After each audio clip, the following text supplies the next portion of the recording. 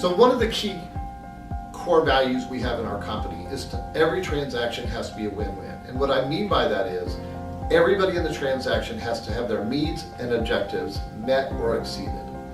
So I met Gene and Jackie and we went out to a house up in Allen and we looked at the house and it was probably worth $125,000 to $130,000. My initial offer was to buy the house subject to and pay the rest out over time and a little bit of cash at closing, and at the end pay her about $125,000 total.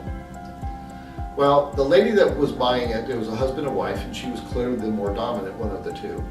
She thought for a long time and said that she had prayed and prayed and prayed, and the number that she had seen in her prayers was $135,000.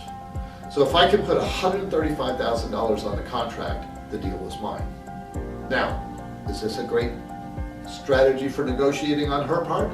Maybe. Who am I to question that? So I thought for a minute, and this is an offer that I gave her. I said, I'll buy your house for $135,000. I'm going to take over your $80,000 loan at 3.5%. I'll pay you $15,000 at closing because they needed to move to another city. They wanted to buy a new truck and a trailer that they were going to live in. Second is, I will take the rest, which is $40,000, and I will pay it to her at $500 a month, 0% interest for 80 months.